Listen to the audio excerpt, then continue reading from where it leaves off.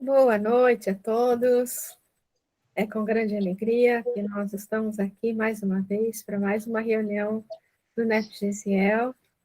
Hoje, no dia 28/6/2022, estamos retornando ao Evangelho de Mateus.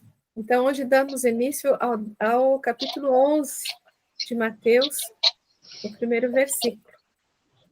E antes da gente iniciar, nosso amigo Walter vai fazer a nossa prece de abertura. Então, nós vamos nos unindo em pensamento, em sentimento, elevando as nossas vibrações e cumprimentando os amigos espirituais que se encontram presentes a este estudo, ao estudo desta noite, aos mentores deste trabalho, aos nossos mentores individuais e a toda a equipe espiritual aqui trazida para trabalhar e aqueles que também são trazidos para ouvir. Nossa alegria de estarmos todos juntos, e com eles nós elevamos o nosso pensamento a Deus, nosso Pai, e ao Mestre Jesus, agradecendo por mais esta oportunidade de estarmos aqui reunidos. Agradecendo a Jesus, que se encontra no meio de nós, por podermos estudar tudo aquilo que ele deixou como ensinamento quando de sua passagem encarnada pelo orbe, procurando levar esses ensinamentos à prática do nosso dia a dia. E a Deus, nosso Pai, agradecendo pela nossa existência, pela nossa reencarnação e por podermos ser trazidos até um grupo de estudo como este, onde tanto aprendemos e podendo nos beneficiar na nossa vida e levarmos esse benefício a todos aqueles que convivem conosco. Que a misericórdia de Deus, o amor do Cristo seja derramado sobre todos nós, encarnados e desencarnados, e que esta reunião seja coroada pelo sucesso do conhecimento. Que assim seja. E assim seja. Graças a Deus. Vamos lá.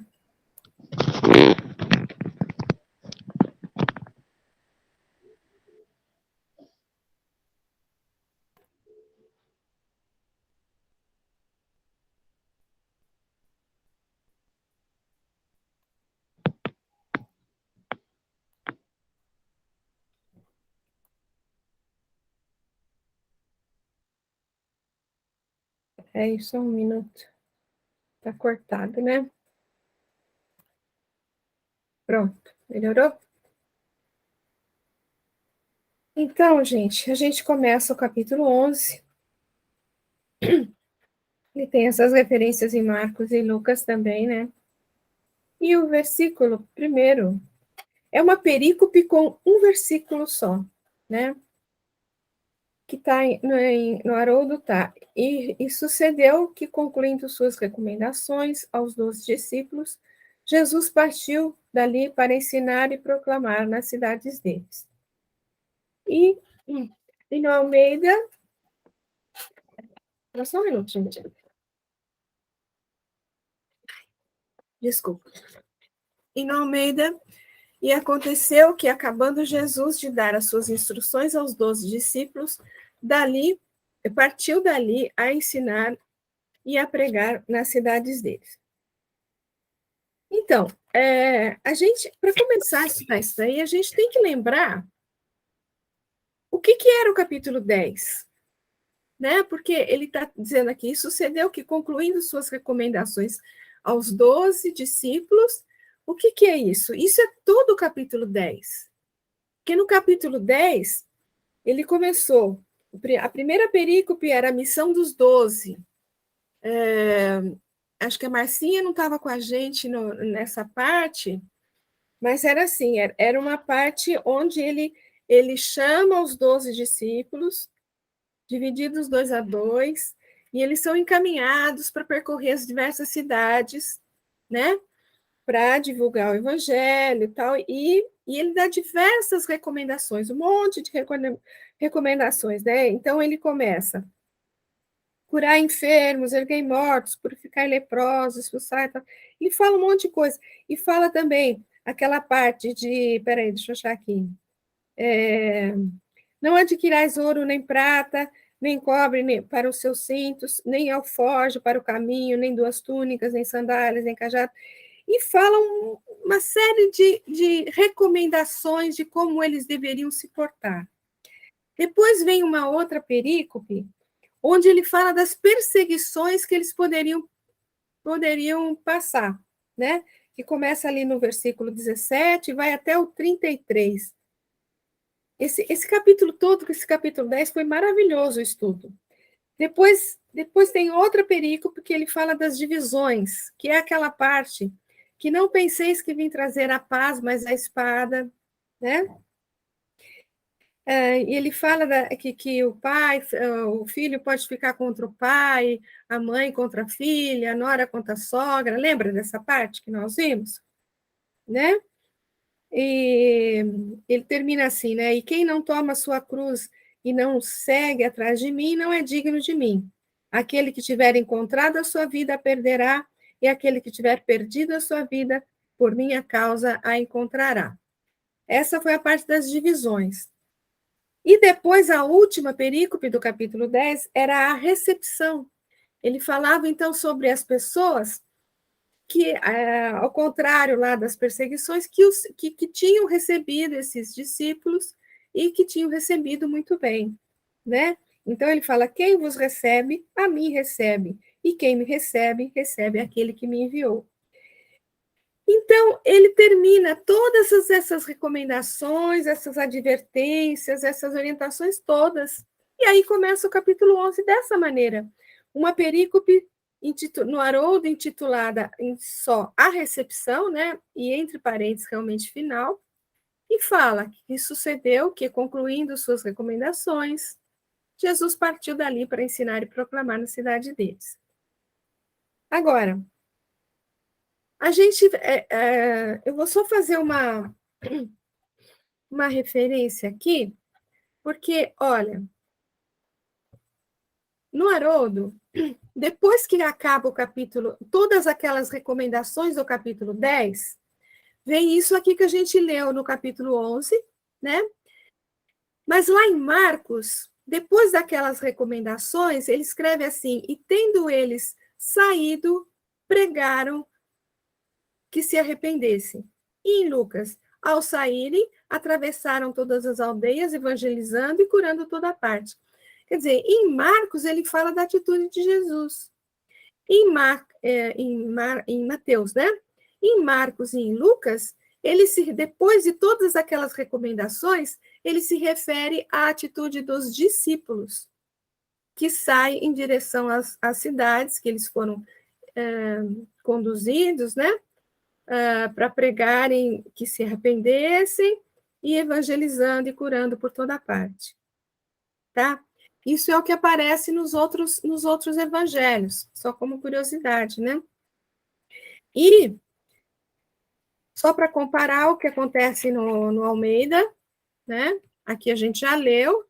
Então, Marcos 6,12 fica, e saindo eles pregaram que se arrependessem. Praticamente a mesma coisa. E saindo, percorreram todas as aldeias, anunciando e fazendo curas por toda parte. Então, só uma referência aí do que é dito nos evangelhos após todas aquelas recomendações de Jesus. Certo? Mas a gente vai ver, então, o que está em Mateus, porque a gente está estudando Mateus, né? E sucedeu que, concluindo suas recomendações aos 12 discípulos, Jesus partiu dali para ensinar e proclamar nas cidades deles. Primeira vez que eu li esse versículo, como eu falei a semana passada, eu quase pulei, porque eu falei, nossa, o que nós vamos falar aí a respeito? Mas tem bastante coisa para falar. Alguém gostaria de fazer algum comentário? Dar um pontapé inicial aí?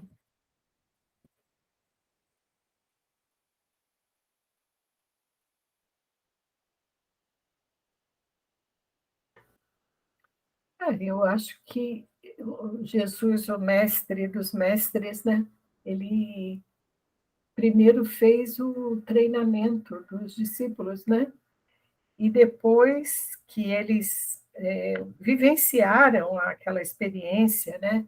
Do contato com o povo, né? Com os necessitados, e assim, sentindo, né?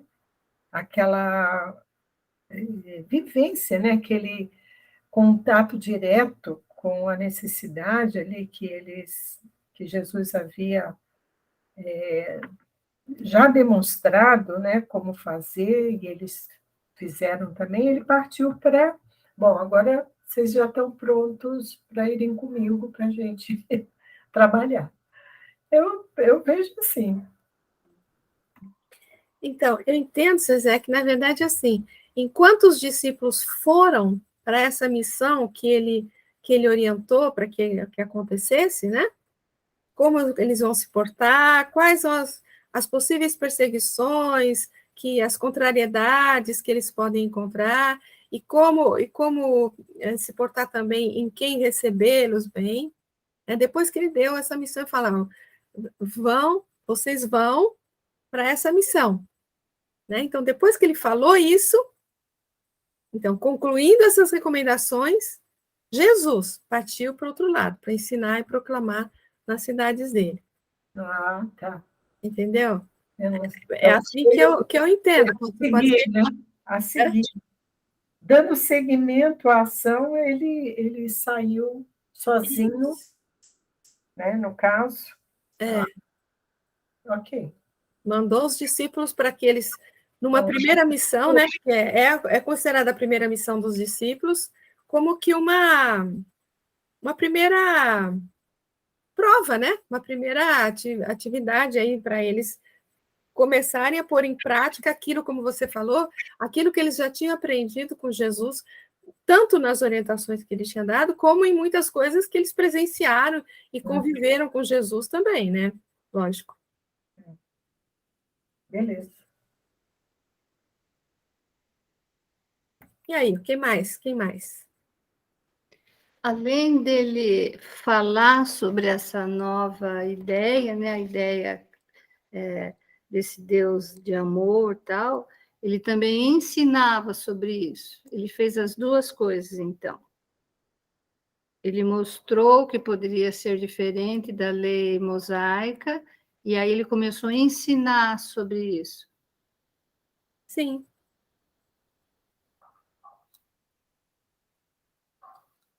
Não que ele inicie esse ensinamento depois dessas recomendações, né? Ele inicia esse pensamento, essa proclamação desde a entrada dele, vamos dizer aqui, no planeta, né? Sim, mas esse ensinar dele eu vejo que era com a atitude dele, né? Daquilo Sim. que ele estava anunciando, então. Exato. Ele ensinava com o que ele fazia, né? Com o que ele agia. Exato. Alguém mais?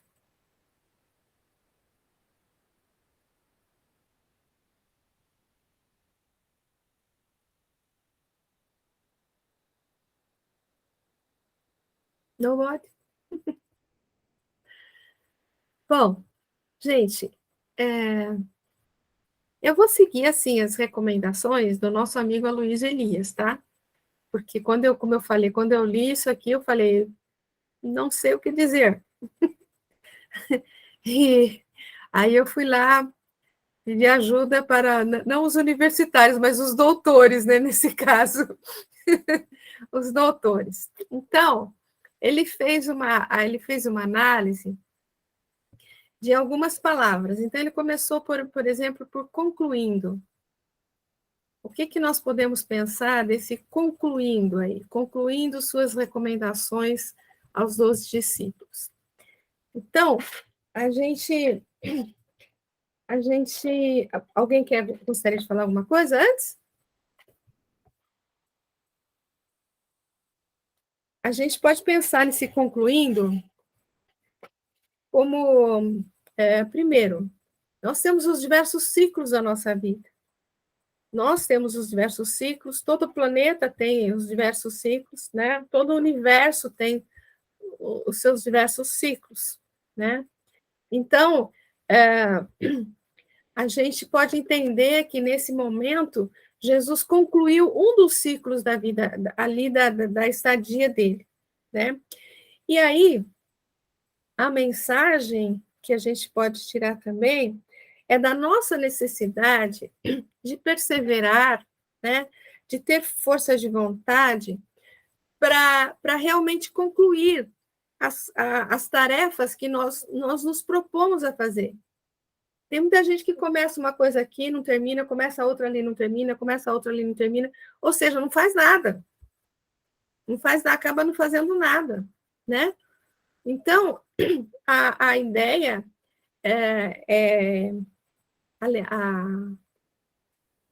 a mensagem também, né, só desse concluindo aí, é da nossa necessidade de focar seriamente nas nossas tarefas, né?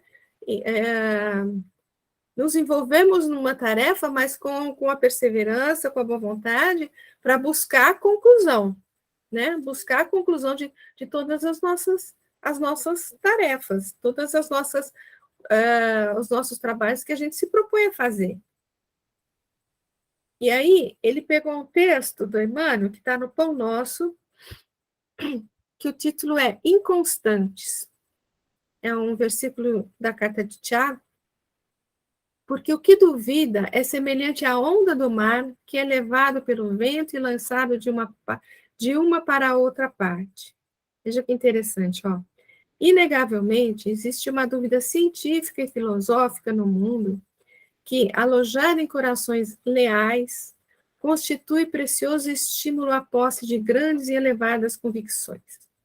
Entretanto, refere-se aqui à inconstância do homem que, procurando receber os benefícios divinos na esfera das vantagens particularistas, costuma perseguir variadas situações no terreno da pesquisa intelectual sem qualquer propósito de confiar nos valores substanciais da vida. Quem se preocupa em transpor diversas portas em movimento simultâneo acaba sem atravessar porta alguma. A leviandade prejudica as criaturas em todos os caminhos, mormente nas posições de trabalho, nas enfermidades do corpo e nas relações afetivas. Para que alguém ajuize com acerto, com respeito a determinada experiência, precisa enumerar quantos anos gastou dentro dela, vivendo-lhe as características. Necessitamos, acima de tudo, confiar sinceramente na sabedoria e na bondade do Altíssimo, compreendendo que é indispensável perseverar com alguém ou com alguma coisa que nos ajude e edifique. Os inconstantes permanecem figurados na onda do mar, absorvida pelo vento e atirada de uma para outra parte. Quando servires, ou quando aguardares as bênçãos do alto, não te deixes conduzir pela inquietude doentia.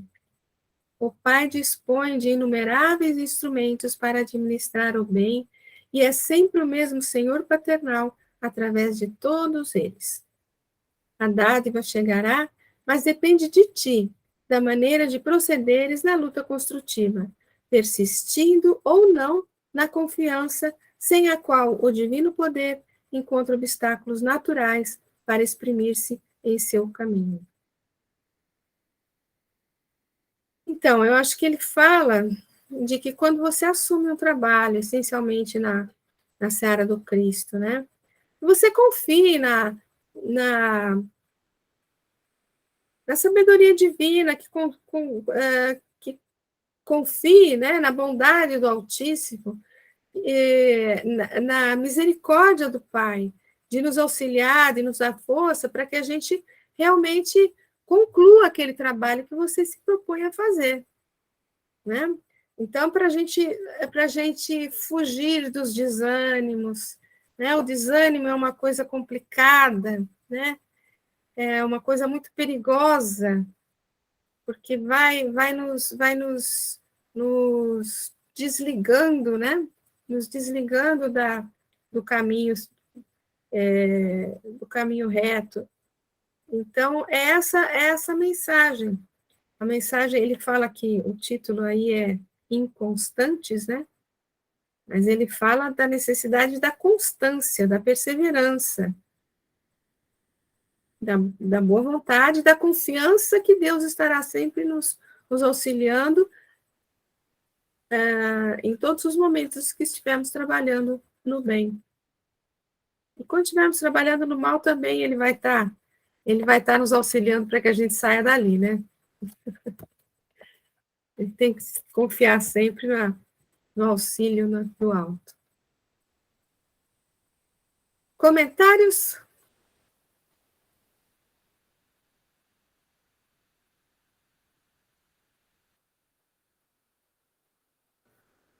Isso parece que não, mas é uma das coisas assim mais difíceis que tem, né?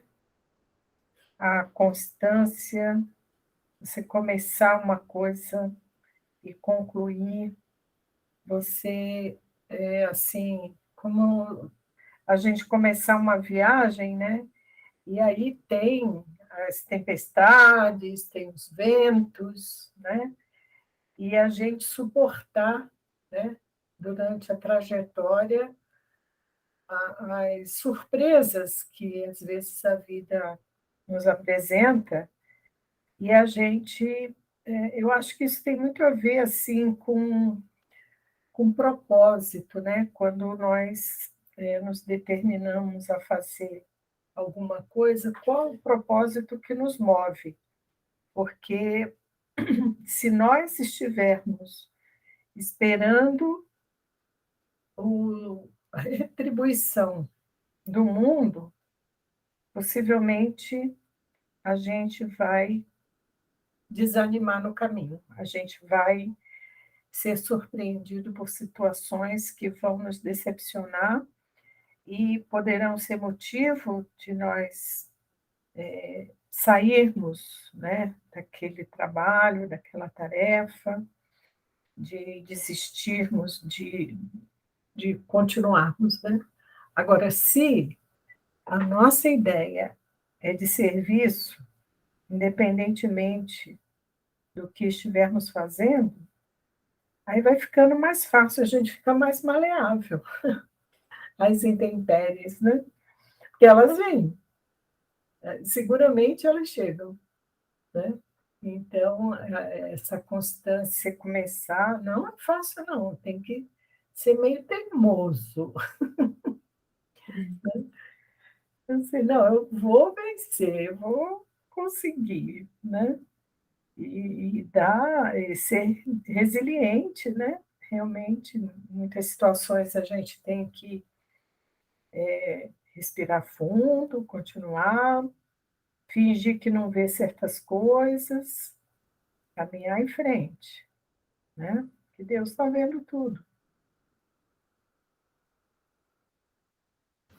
É isso Eu aí. penso no que a Zezé comentou, que além desse desânimo que às vezes desmotiva a pessoa por exemplo, dentro de uma casa espírita, né, de ver os defeitos dos outros, a gente fica vendo o outro, mas a partir do momento que a gente vê a nós mesmos, eu acho que esse desânimo, às vezes, é até maior, porque a gente se acha tão pequeno que fala, não posso nem fazer parte, né? Então, eu vejo muita gente saindo das aulas, né, dos estudos, aqui na prática, né, no dia a dia da casa que eu frequento, porque se acha mesmo inferior, porque, sabe, se sente mal de ver que não consegue.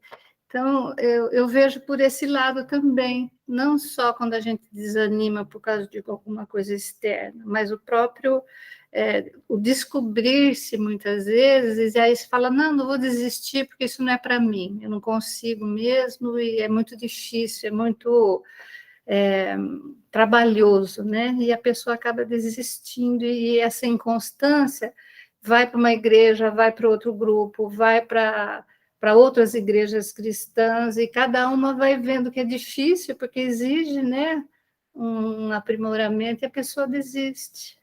Pensei nisso também. Mas é mesmo, né? Seria, como diz no item 2, que você vai tentando abrir várias portas, se não me engano. Isso. Né? Vai de uma igreja, não dá, vai em outra, não dá, e você acaba não fazendo nada.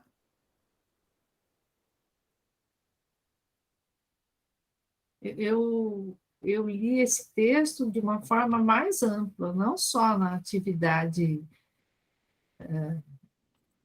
assim específica, na casa espírita ou atividade religiosa, porque a gente é servidor em todo lugar que a gente está, né?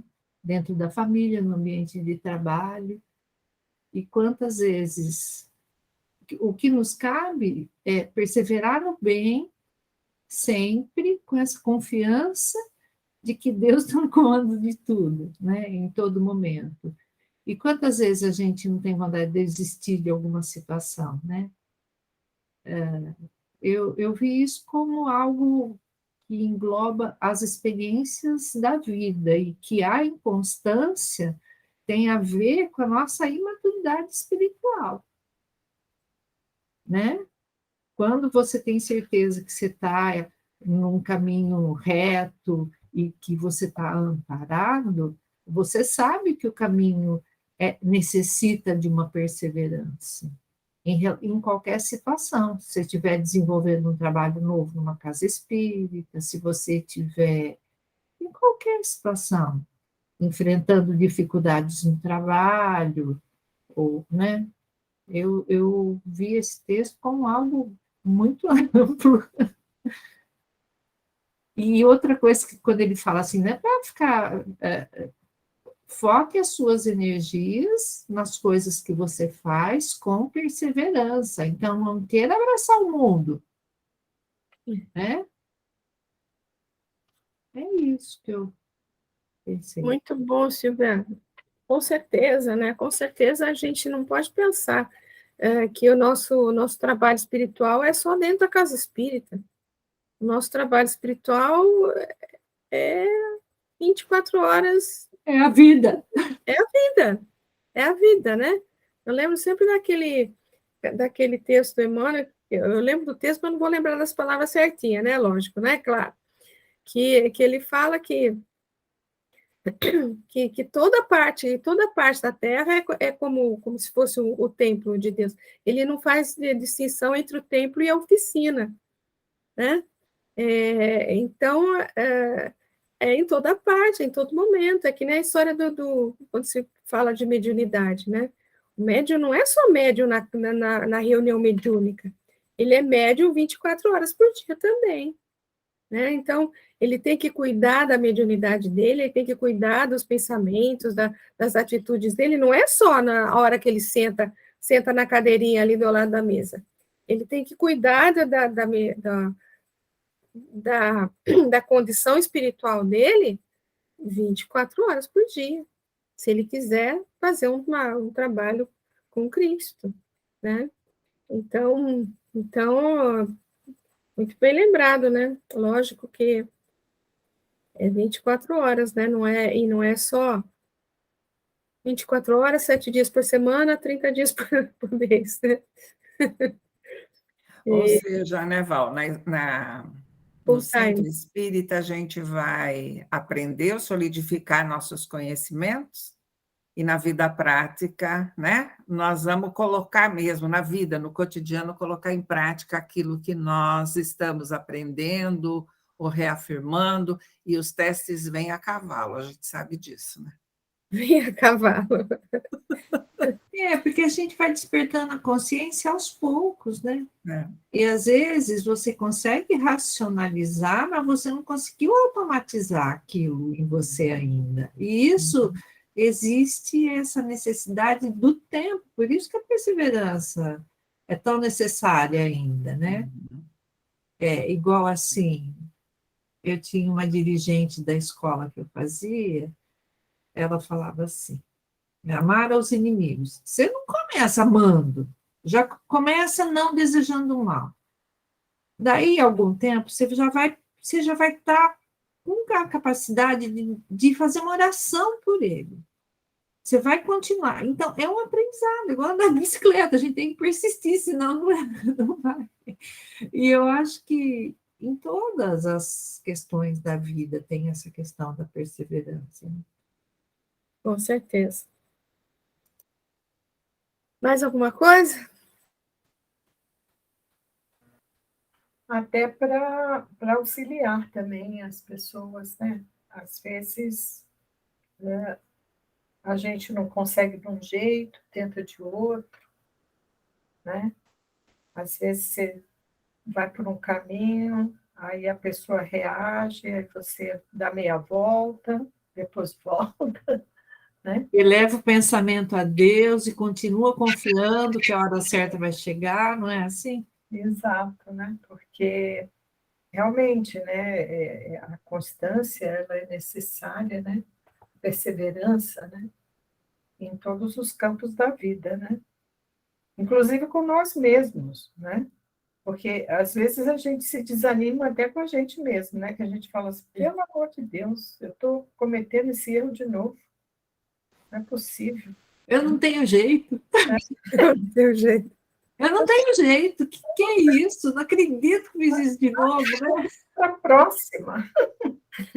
Não pode desistir dos outros, mas não pode desistir da gente também, né? Pelo amor.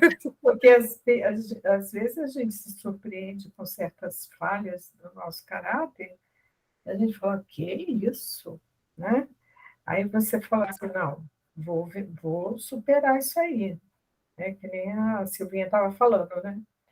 A gente vai, cai, levanta de novo e segue em frente. O importante, eu acho que dessa lição aí, o importante é assim, não desistir, não desanimar, caminhar para frente e subir aos pouquinhos, né?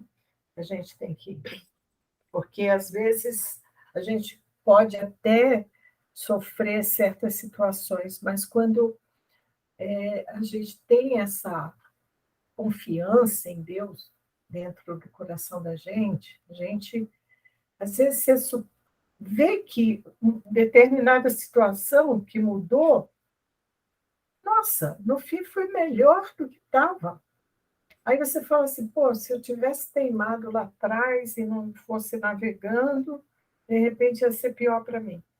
Né? Então, tem até isso, que a hora certa das coisas, às vezes, nós somos resistentes, né, às mudanças e ficamos ali teimando em certas situações. Até isso a gente precisa meditar e ver se, às vezes, quando não tem algum problema nos afligindo, se o problema não está com a gente, né? A gente que está teimando com certas coisas que não cabe a nós resolvermos, né? Também tem isso. Mas uma outra coisa que eu pensei, né? A perseverança é necessária, mas a teimosia é excesso, né? E a gente tem que ter esse equilíbrio, né? Mas eu acho que a grande mensagem é perseverar no bem, né? Tantos Sim, textos de Emmanuel falam perseverar no bem. E quando a gente se sente meio perdido, não sei se eu estou perseverando ou se eu estou teimando, aquela já eleva o pensamento ao alto e pensa, por favor, me ajude aqui que eu não estou conseguindo decidir direito que caminho tomar, né? Porque às vezes eu acho que tem a ver isso também, essa confiança, né? Num poder superior que nos guia, que nos orienta, e quando a gente tem a boa intenção, a gente é auxiliado sempre. com certeza. Estou lembrando de duas coisas, né? Primeiro do Orson Peter Carrara, ele, em todas as... Agora, né, mais de 2 anos que não tem palestra presencial, né? Mas em toda a palestra dele, a última palavra dele era prossiga, e ele gritava, sempre assustava as pessoas que estavam na frente ali. Ele sempre gritava, prossiga. Eu lembro dele aqui em Vinhedo, do pessoal das primeiras cadeiras ali dando aquele pulo, porque ele está falando, né? Calma, e daqui a pouco ele grita. E outra coisa que eu lembrei da irmã Aila, contando que todo mundo fala que o maior equívoco do povo hebreu, né, em toda a jornada lá do Êxodo, tal, foi o cordeiro de ouro. O que era de ouro? Cordeiro, né? Não era cordeiro, o que era de ouro? Vitelo. Não, que eles construíram lá o Bezerro de ouro. bezerro. Ai, meu Deus, bezerro. O bezerro de ouro, imagina. E diz que, né, a maior parte das pessoas que considera que o maior equívoco deles foi construir aquele bezerro de ouro. Mas ela comenta que, inclusive, Paulo fala na carta aos Hebreus que o maior equívoco do povo foi quando chegou às portas da cidade que eles estavam procurando, né? Ficaram 40 anos no deserto procurando a cidade, né? A terra prometida lá, e o Moisés já tinha desencarnado, né? Eles chegam na porta e não entram, eles desanimam, porque eles achavam que eles não iam conseguir, eles tinham que lutar ali, dominar a cidade, né? Eles acharam que eles não iam conseguir e tal, e eles param, eles depois prosseguem, mas eles param ali na frente, não entram na cidade, né? Ficaram 40 anos procurando, quando chega na porta, eles param e não entram. Então, lembrei dessas duas coisas.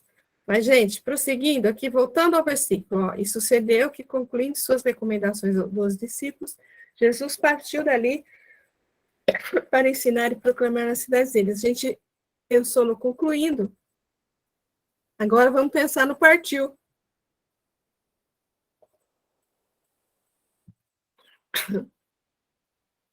Que é meio que uma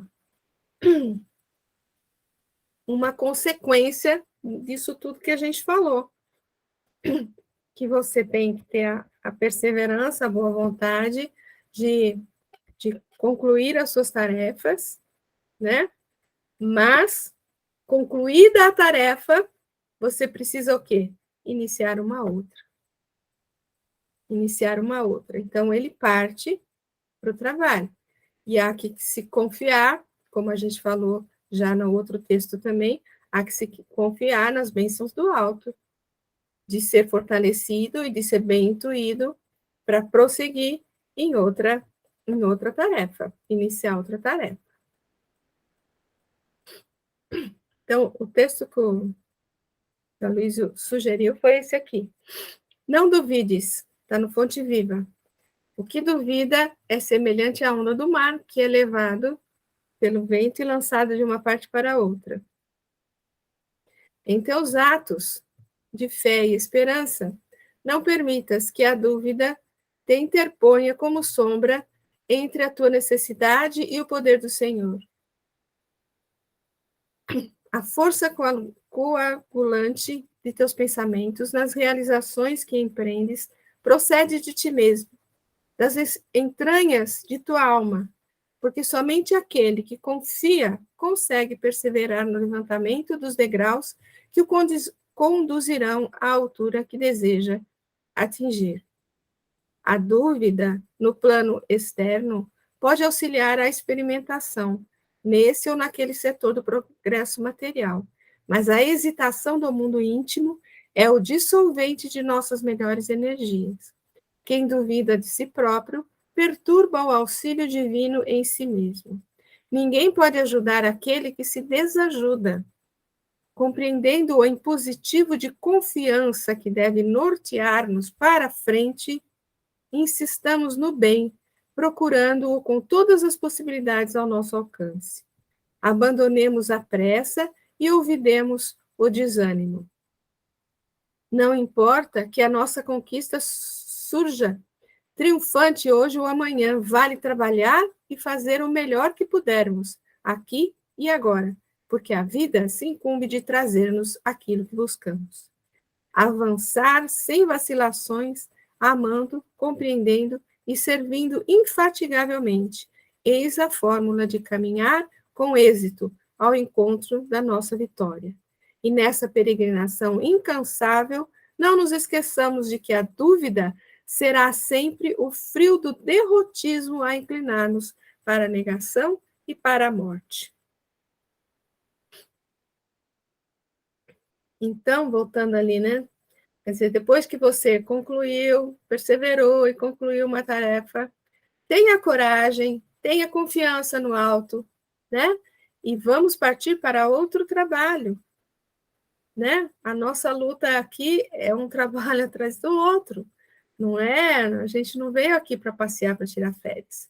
A gente veio para aprender, para se melhorar, como está lá na questão 132, né, que eu sempre falo, e contribuir com a obra da criação. Então, é isso. Não duvides da bênção do alto, que vai te bem intuir e vai te fortalecer para mais um trabalho no bem. E vamos em frente.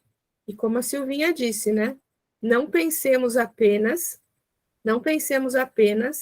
nas atividades dentro de uma casa espírita, mas pensemos na nossa vida full time, né?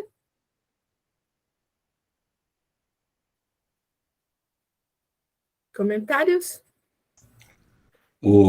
Aqui me ocorre o seguinte, a diferença, né, entre o conhecimento e a virtude, né? O conhecimento é trabalhado na razão, mas a virtude, ela é trabalhada no sentimento, no sentir.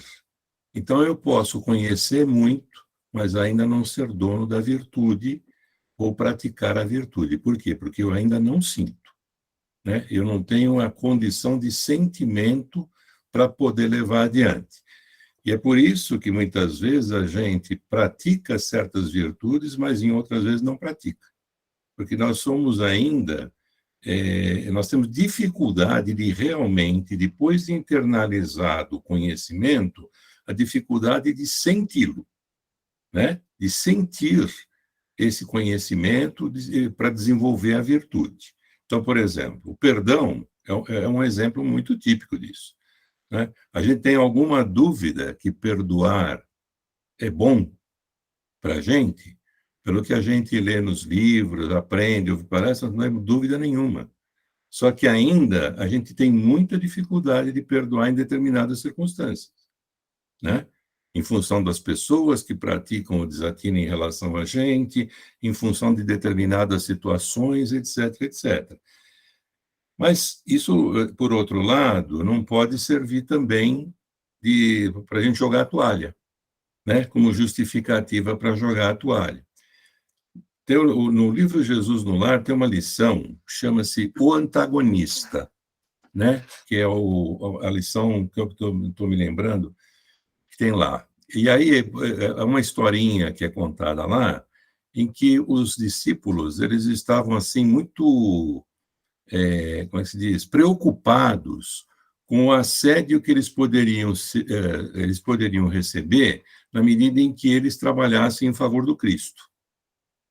E aí Jesus vem e conta uma história dizendo que lá havia uma cidade que era uma cidade de muita desordem, muita descrença em relação a tudo, tal, e que Deus localizou naquela cidade uma família que tinha condição de ajudar para mudar essa situação na cidade.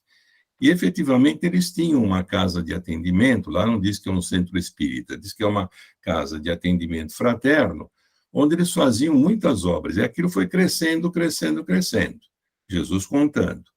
E aí vem o espírito das trevas e diz assim, eu preciso desmontar isso. Eu preciso acabar com essa família, porque senão ela acaba comigo nessa cidade, né? E lançou um monte de coisa.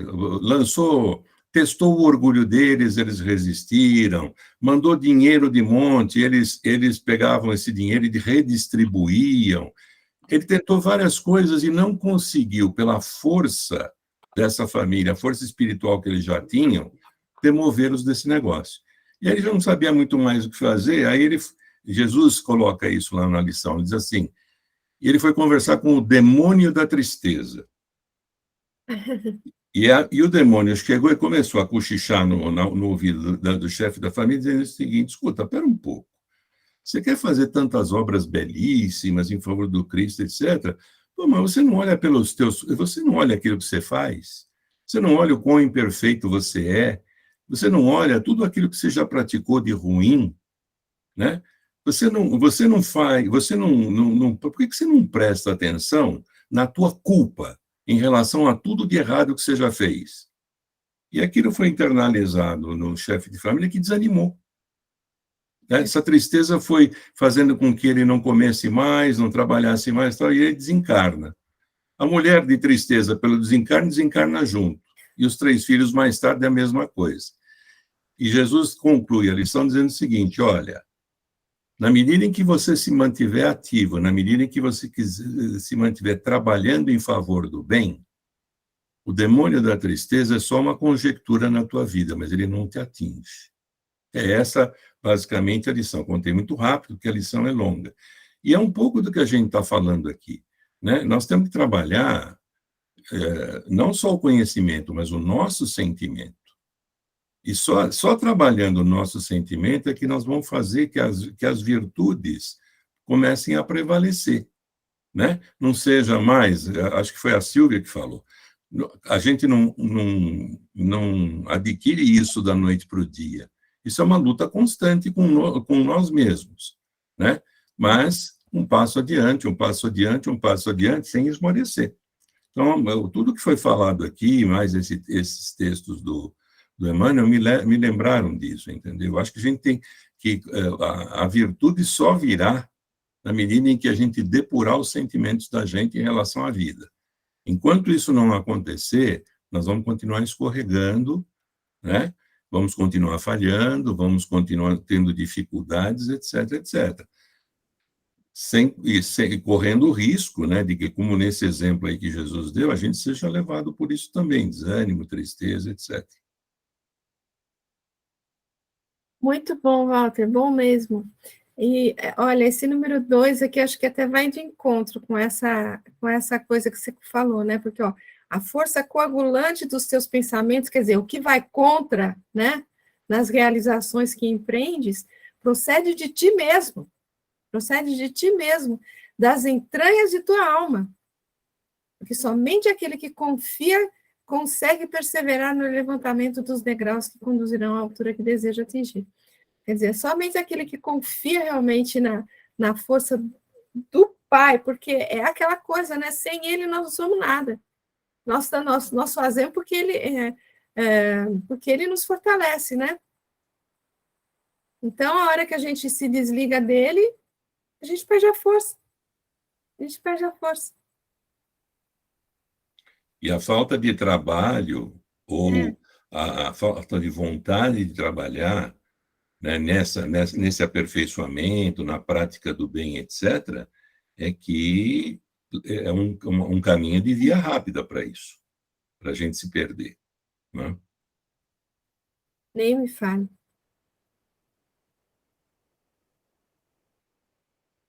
Aqui, de novo, né, é positivo de confiança que deve nortear-nos para frente. Insistamos no bem, insistamos no trabalho, como você está falando, né? Olha, Val, aqui, Oi. o segundo parágrafo do item 4. Ninguém pode ajudar aquele que se desajuda. Por mais que você tente, por exemplo, se a pessoa está naquele desânimo total ou ela não quer mesmo, você não consegue ajudar. Por mais que você tente. Então, você tem que acordar para a vida, né? O bom ânimo, a boa disposição. E como a história que o Walter contou, né? Se você começar a desanimar, assim como a alegria, o riso contagiam, o desânimo também. Também. Exatamente. A gente, às vezes, vê famílias inteiras, né, que são depressivas. Aqui você entra na casa, é um ar meio pesado, opressor, na verdade. E tem outras que você entra, é uma leveza, todo mundo ri, todo mundo conversa, é uma alegria. Mas isso acho que é muito mesmo, né, da pessoa, mas a gente tem que lutar contra esse desânimo e lembrar que o trabalho está sempre ali à nossa espera. E a gente tem que fazer, não pode cruzar os braços. Uma das qualidades do homem de bem, e isso está lá no Evangelho segundo o Espiritismo, né, é praticar todo o bem que seja possível. Né? Não é não praticar o mal, é praticar, não é praticar o mal, mas a ação, praticar todo o bem que seja possível. Então, quer dizer, não é só ficar parado esperando que as coisas aconteçam. Deus e Jesus é uma coisa, Papai Noel é outra, né? É bem isso.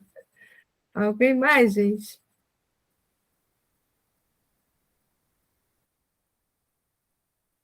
Eu estava aqui, né, meditando aí, né, ouvindo o Walter falando tal, realmente. E, assim, juntando os dois, né, as duas palavras lá que você grifou, realmente a vida é feita de ciclos, né? Nós temos os ciclos da infância, da juventude, da madureza, né?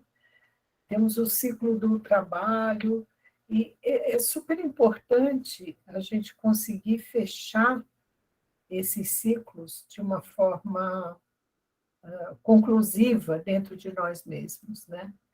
Porque quando a gente não consegue, meio que o outro, a gente já entra com um pouco mais de dificuldade, né? Então, encerrar um ciclo, um relacionamento, por exemplo, se você tem um relacionamento difícil, tal, e às vezes pode ser um namoro, um casamento, né? Uma relação qualquer que de repente você não dá conta, aí você saber encerrar para começar um novo ciclo, né? Então, realmente a vida é feita de ciclos, né? E concluir os ciclos é importante. É um passo importante para que possamos começar um novo, né? É sempre importante a gente ter assim aquela paz dentro de nós mesmos de que, como o Walter falou, né?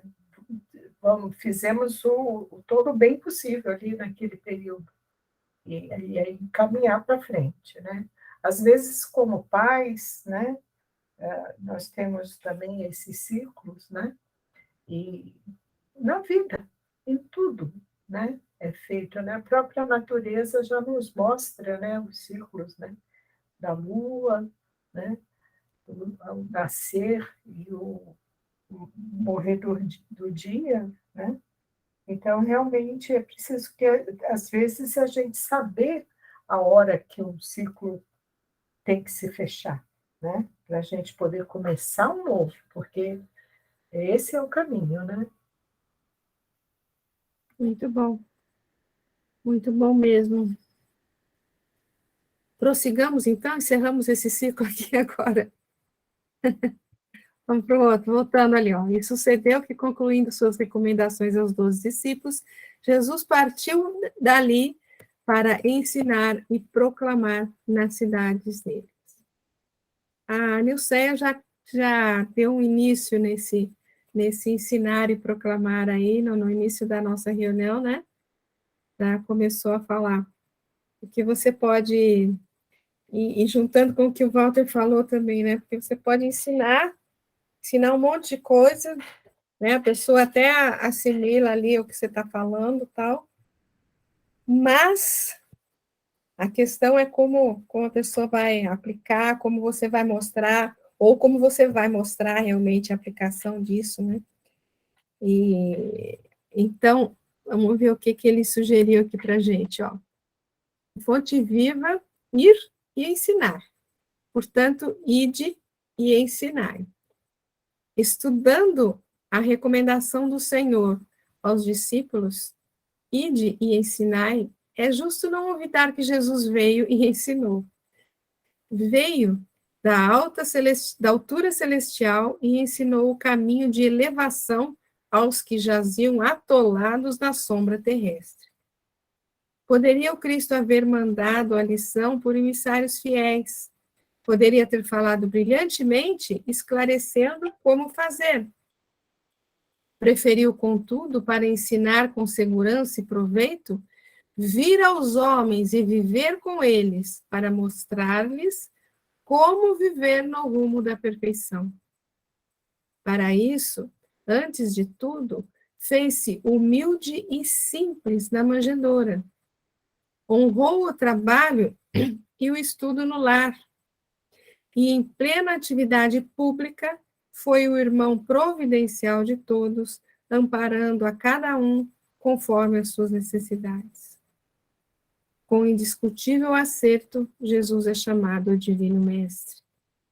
Não porque possuísse uma cátedra de ouro, não porque fosse o dono da melhor biblioteca do mundo, não porque simplesmente exaltasse a palavra correta e irrepreensível, não porque subisse ao trono da superioridade cultural, ditando obrigações para os ouvintes, mas sim porque alçou o próprio coração ao amor fraterno e, ensinando, converteu-se em benfeitor de quantos lhe recolhiam os sublimes ensinamentos. Falou-nos do eterno Pai e revelou-nos, com o seu sacrifício, a justa maneira de buscá-lo. Se te propões, desse modo, cooperar com o Evangelho, recorda que não basta falar, aconselhar e informar. Ide e ensinai. Na palavra do Cristo quer dizer, ide e exemplificai, para que os outros aprendam como é preciso fazer.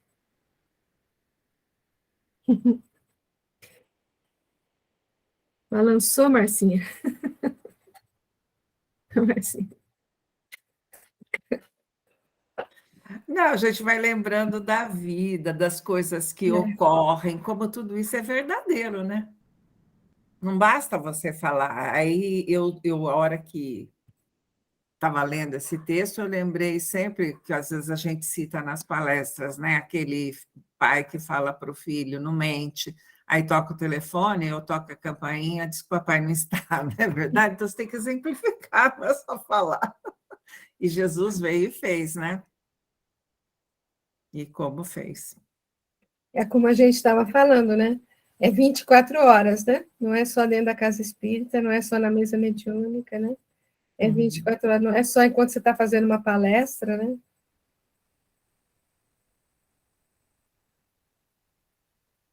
E é aquilo que o Walter falou, né? O falar, aconselhar, ensinar, a gente está no campo do racional aqui, né? É passar daqui para cá. É outra conversa, né? Exatamente. Mas eu entendo que a parte de racionalizar o que nós estamos aprendendo é importante, né? É por aí que começa tudo. Sim. Mas não basta. É uma primeira etapa, vamos dizer assim, né? E com o passar do tempo, a gente vai percebendo, mesmo quando a gente quer auxiliar, mais importante do que a gente falar é a gente exemplificar. As grandes conquistas a gente consegue quando a gente fala muito pouco. Eu falo isso para mim mesma, viu, gente? Porque ô menina que fala. Eu estou lembrando dos casos do Simão Pedro, né? Porque tem uma passagem que eu não lembro onde é que está isso, né? Jesus fala, quando você se converter, quer dizer, ele já tinha passado um tempão com ele ali, mas ele não tinha se convertido ainda. Ele fala isso para Simão Pedro, né? E na Santa Ceia, né? Tem ali no Boa Nova, aquele capítulo maravilhoso, né? Tchauzinho, Soninha. Vai com Deus.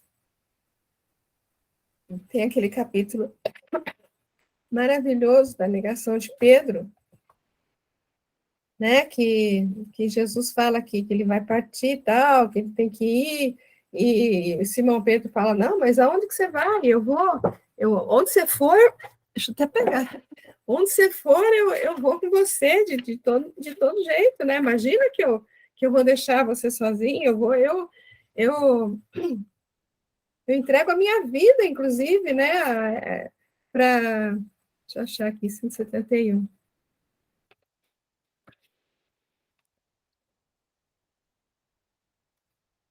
Até é interessante, né? Afinal, Senhor, para onde vai? Aí Jesus fala, ainda não te encontras preparado para seguir-me. O testemunho é de sacrifício e de extrema abnegação, e somente mais tarde entrarás na posse da fortaleza indispensável. E ele, no entanto, ficou assim. Aí Jesus continua, Simão, no entanto, desejando provar por palavras aos seus companheiros o valor da sua dedicação, né, Simão Pedro falou, né, acrescentou para Jesus, né, não posso seguir-vos? Acaso, mestre, podereis duvidar da minha coragem? Então não sou homem? Tadinho dele, né? Por vós darei a minha própria vida. Olha que coisa, né? E aí Jesus responde para ele, Pedro, a tua inquietação se faz credora de novos ensinamentos. Ele não tinha aprendido tudo ainda. A experiência te ensinará melhores conclusões, porque em verdade te afirmo que esta noite o galo não cantará sem que me tenhas negado por 3 vezes. Julgai-me então um espírito mau e endurecido a esse ponto? E Jesus responde para ele, não, Pedro, com doçura, né? Não te suponho ingrato ou indiferente aos meus ensinos, mas vais aprender ainda hoje que o homem no mundo é mais frágil do que perverso. Essa frase é fantástica, né? O homem, a gente não faz, não é por maldade, a gente não faz porque a gente ainda é frágil, a gente não chegou ainda naquele ponto, né? E Se até Simão Pedro precisou de um tempo para consolidar, quem dirá nós, não, gente? Pois é, né? Então, tudo é um processo, né? Tudo é um processo. Ele só cai na real quando ele realmente escuta o galo cantando, né? Depois da 3ª vez. Tem um capítulo do Evangelho segundo o Espiritismo que ele fala sobre a perfeição. E ele pega aquele versículo que diz assim, onde Jesus diz, sede perfeitos como perfeito é o vosso Pai Celestial. Né? E tem um comentário muito interessante para entender isso, que é o que eu vi numa palestra do Haroldo.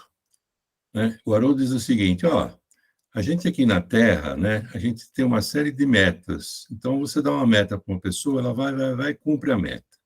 Depois você dá outra, e vai e cumpre a meta. Agora, como é que meta eu posso dar para um ser que é eterno e imortal? Que meta?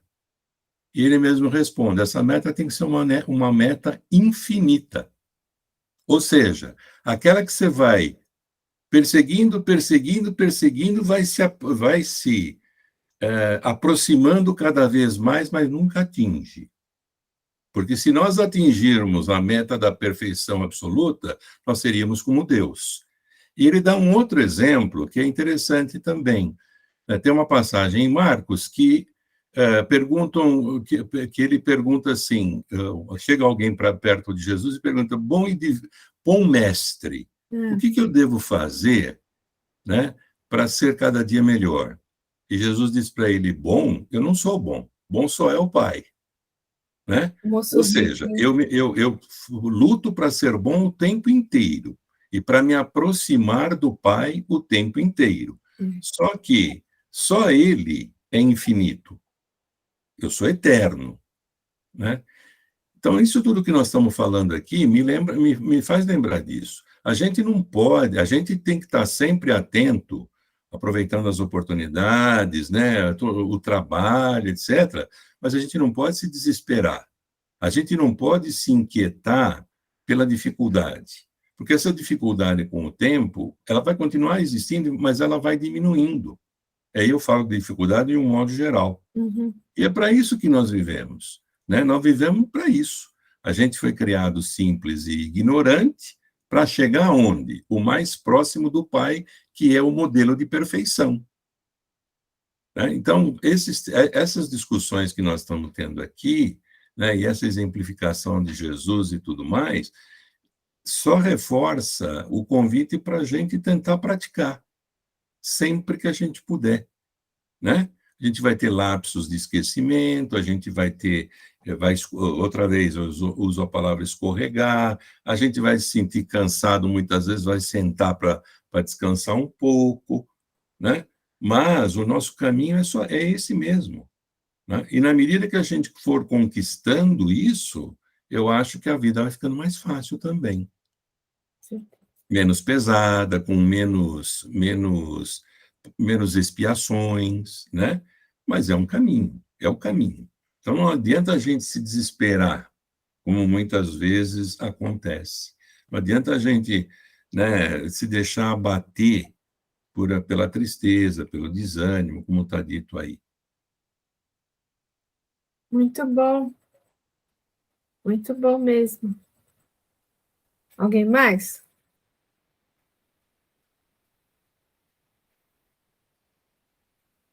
Tem outro texto aqui, ó, ensinar, luz do caminho. Meus irmãos, muitos de vós não sejam mestres, sabendo que receberemos mais duro juízo. Ensinar alguma coisa traz consigo uma responsabilidade direta. Se ensinas o bem a uma criatura que não o conhece, é justo aguardar do discípulo a interrogação quanto ao teu modo de agir. Fora dos liames da terra, consideramos como é difícil ensinar aí com proveito. Desde os primórdios da organização social, o homem compreendeu que o vento leva as palavras, que não são difíceis os longos discursos, que é fácil a fórmula dos votos de prosperidade. Entretanto, é indispensável que os homens aprendam a viver uns com os outros. Tiago foi divinamente inspirado em seu apelo. Ele recomenda para que muitos não se arvorem em mestres, sabendo que hão de receber juízo mais sério. O apóstolo não se referiu a todos, porque sabia que alguns necessitavam da coragem de testemunhar de si próprios no caminho mais rude. Falou para os levianos e ignorantes que não pesam o valor do que dizem.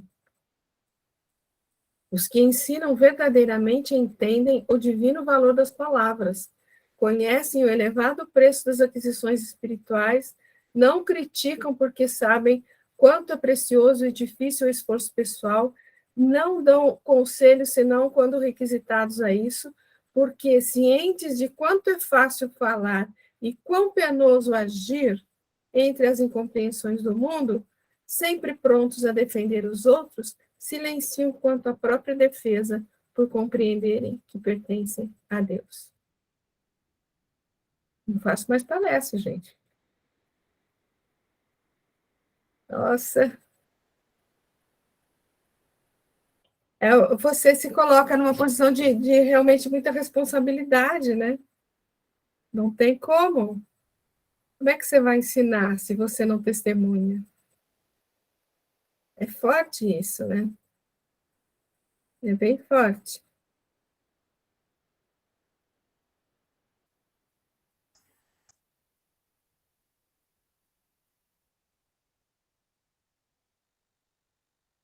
Sem comentários?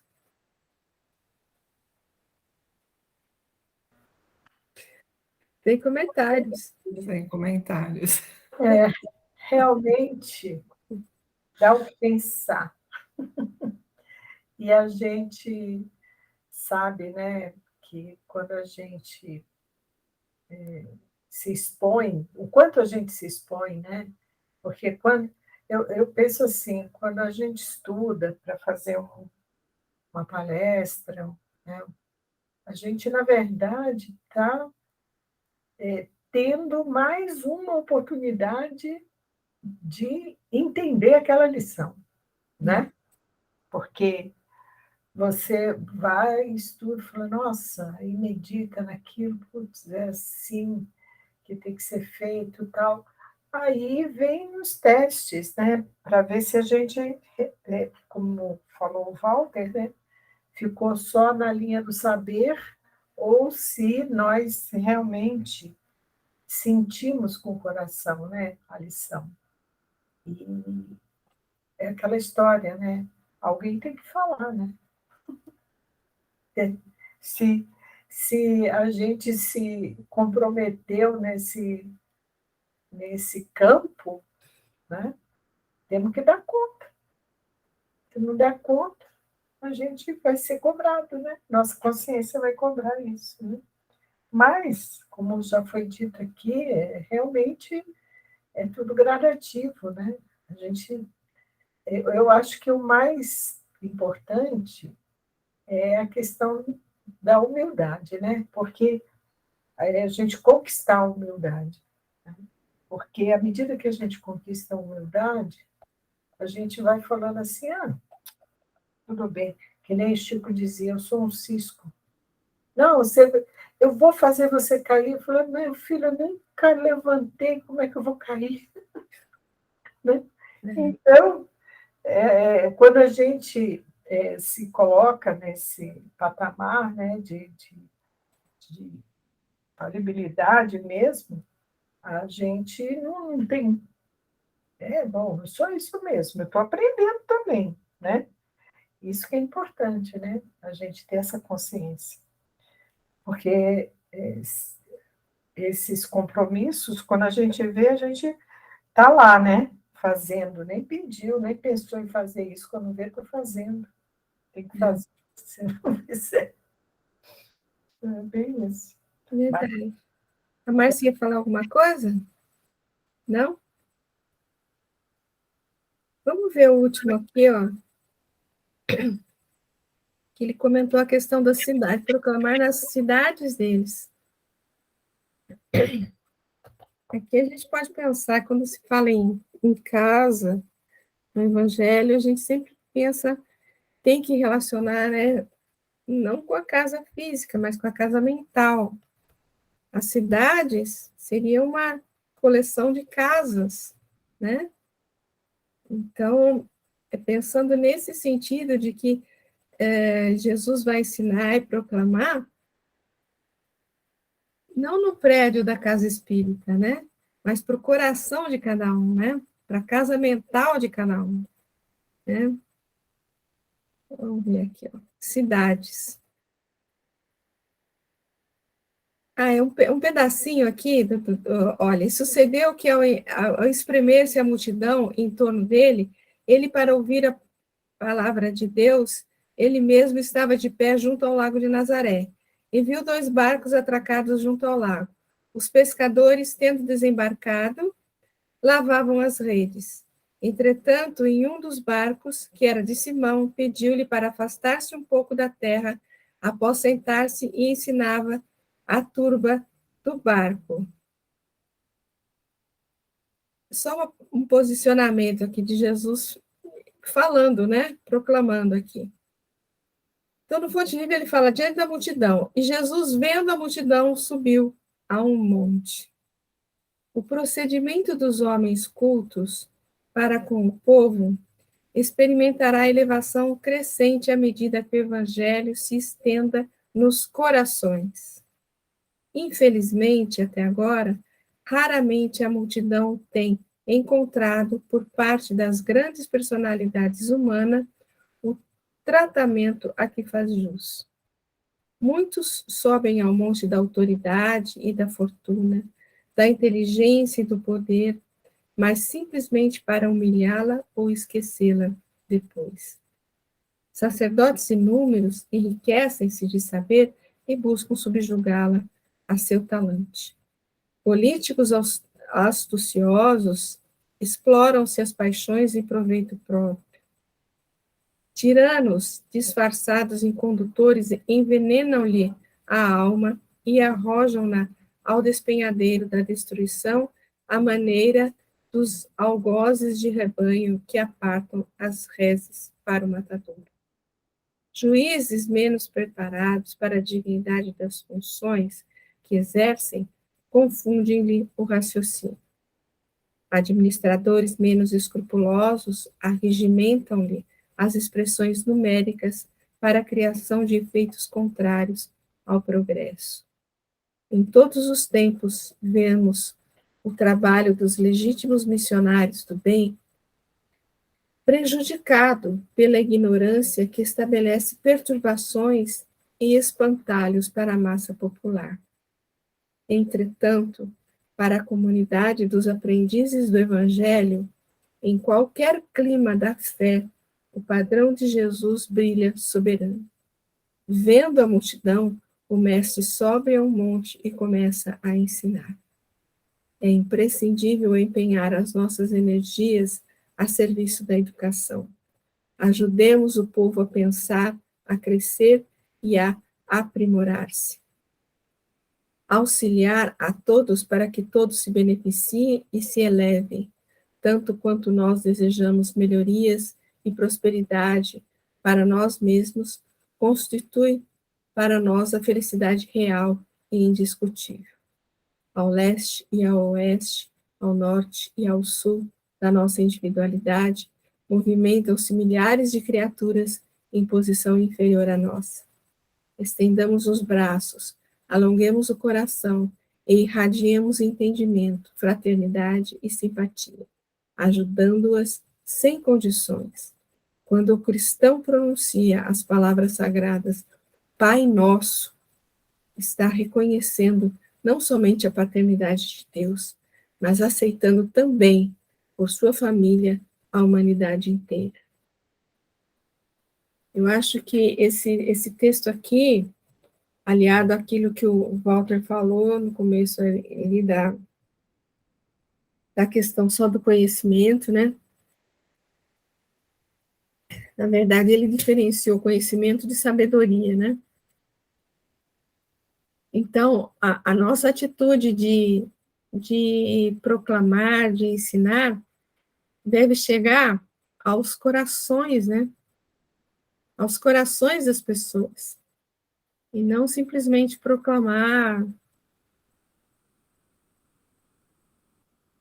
Ajudemos o povo a pensar, a crescer e a aprimorar-se. Aqui que está o serviço real da educação, né? Como ele fala aqui. É imprescindível empenhar as nossas energias. Quando ele sobe o monte, ele já mostra ali uma energia dedicada ao ato de ensinar, né?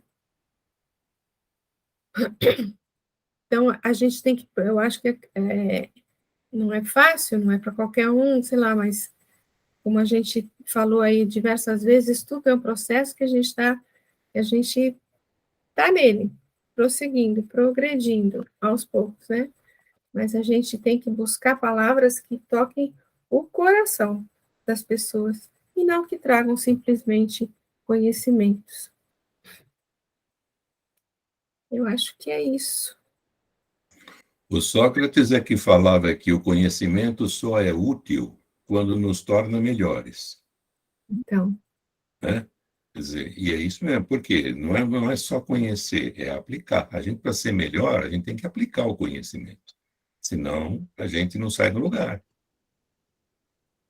E é isso que gera o magnetismo que move as pessoas, porque quando a gente fala com sinceridade e de coração realmente, você deixa impregnado sua palavra com o sentimento, né? com exemplo, e aí você tem magnetismo. As pessoas sentem, né? Quando a gente fala fala só na questão do raciocínio, ou quando a gente realmente está usando de sinceridade, né, naquilo que a gente está falando. Né? E é isso que, como a outra lição nos ensina, a questão do exemplo, né? De exemplificar aquilo que você está falando, para você ter magnetismo. Que nem quando você vai falar com o espírito, né, numa sessão de desobsessão, né, eles sabem quando a gente realmente está falando só da boca para fora, fazer mesmo você faz tudo errado. Quer dizer, é bem isso, né? Impregnar nossas palavras com o magnetismo da ação. Da ação do sentimento, né? Como a gente está falando então, várias vezes, né? Isso aí. Ó, o último texto, gente, a gente tem mais 2 minutinhos aí. Vou ler mais um texto aqui para a gente encerrar, tá? Nascer e renascer. Aprendamos ensinando. Qual acontece ao valor do grande esforço que é lastro fecundo na garantia da caridade? Lembremos-nos dos pequeninos sacrifícios que podemos realizar cada hora contra os arrastamentos de nossa própria natureza inferior, trabalhando em auxílio dos portadores de necessidades maiores do que as nossas. Muitos companheiros encarnados desistem da colaboração das obras do bem, declarando-se imperfeitos e endividados, quando nessa condição mais valioso se nos faz o trabalho de formação da própria disciplina. Antes do berço, porém, quando a necessidade de redenção ou de melhoria nos desvela ao espírito sequioso de progresso o campo educativo que a experiência física nos oferta, solicitamos com empenho as situações que nos contrariem o modo de proceder e de ser, a fim de que o internato terrestre nos supra dos valores reais de que nos achamos carentes. É por isso que quase sempre na Terra, quando impulsivos e impacientes, somos constrangidos a exaltar a serenidade. Quando enfermos, surpreendemos-nos induzidos a amparar a saúde alheia. E fracos, sentimos-nos na obrigação de sustentar a fortaleza dos outros. Quando atormentados pelas nossas chagas íntimas de aflição ou desencanto, reconhecemos-nos intimados a nutrir a tranquilidade e a esperança naqueles que desfalecem. E tentados, em muitas circunstâncias, à falência e à desordem, no imo de nossa casa, vemos-nos convocados a evitar o desequilíbrio e o desastre no instituto doméstico em que respiram corações queridos do nosso painel de ação. Não desprezes auxiliar sempre na construção do bem, ainda mesmo quando te sintas de todo ausente dele, porquanto ensinando o melhor aos outros, somos impelidos a procurar o melhor em favor de nós mesmos, e disciplinando a existência em torno de nossa estrada, acabamos fatalmente disciplinados por ela. Fim. Bonito o texto, né? Quer dizer, a gente pede um monte de coisa, né, antes do berço, como ele fala aqui. A gente pede as experiências que nos sejam mais favoráveis para a gente deixar de lado aquelas nossas tendências complicadas, né? Aí, quando nós somos levados a essas tendências complicadas, surgem, olha, quando impulsivos e impacientes, somos constrangidos a exaltar a serenidade. Ou seja, somos levados a condições que nos forçam a trabalhar no sentido de enfraquecer a nossa dificuldade, vamos dizer assim, né? Muito legal. E aí a gente reclama, né? Que aparece tudo isso na nossa frente, a gente pede que apareça tudo isso antes de vir. Aí quando aparece, a gente reclama. Esse pedaço aqui, ó, ensinando o melhor aos outros, somos impelidos a procurar o melhor em favor de nós mesmos. E disciplinando a existência em torno de nossa estrada, acabamos fatalmente disciplinados por ela. Encerra com chave de ouro. Realmente, Marcinha. Você pede paciência, vem cada coisa. O negócio é não pedir mais. Ai, meu Deus. Mas como fala Emmanuel, né? A disciplina antecede a espontaneidade. Então, nós vamos lutando, né, com a gente, com as nossas falhas, nos disciplinando, né, e aprendendo. Ensinando, aprendendo, aprendendo, ensinando, e mais aprendendo que ensinando, né? Com certeza, não? Bom, pessoal, nós encerramos aqui, né? Vou fechar aqui. Encerramos por hoje, a gente já passou aí 3 minutinhos. Então, semana que vem a gente continua com Mateus, versículo 2, certo?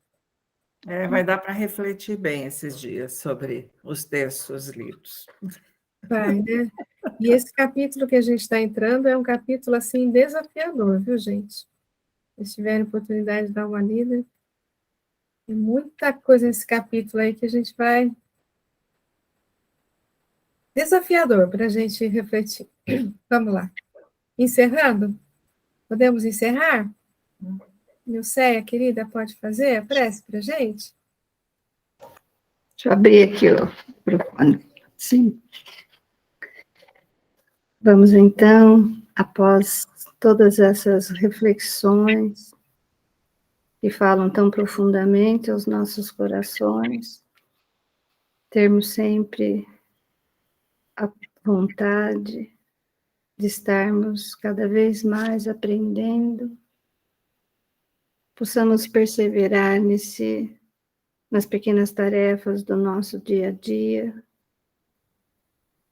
Pedimos a Jesus que nos envolva nesse propósito, para estarmos sempre mais e mais confiantes, e que esse aprendizado nos ensine que devemos estar sempre rumando junto ao nosso Pai.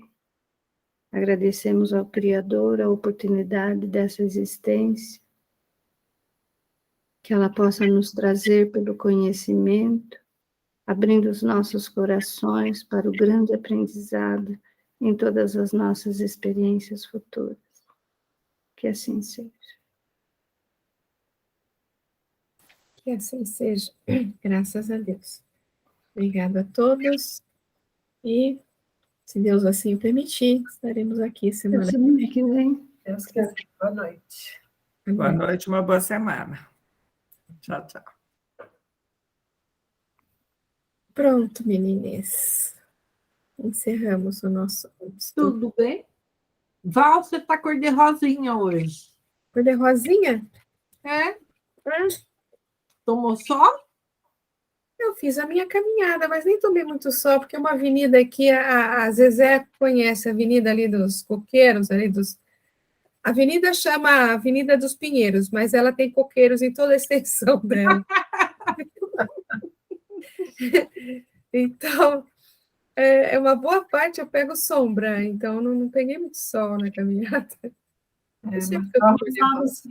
Acho que eu estou com vergonha de vocês. Não, tá rosalinha. Carinha de quem toma sol. Que dó. Então tá bom, tá tudo em ordem, né, meninas? Tá bom, meninas. Um beijo grande. Eu vou ver lá meu convidado. Vai, dá um abraço nele. Vou fazer um chá para ele. É. Mas não fica muito perto, não. Não, de máscara. Então tá. Tchau, boa semana. Boa semana, gente. Tchau. Vamos com Deus. Tchau, Val. Tchau, minha amiga. Vai com Deus. Vai cuidar do seu bebê lá. Tchau. Beijo. Tchau. Beijo. Tchau.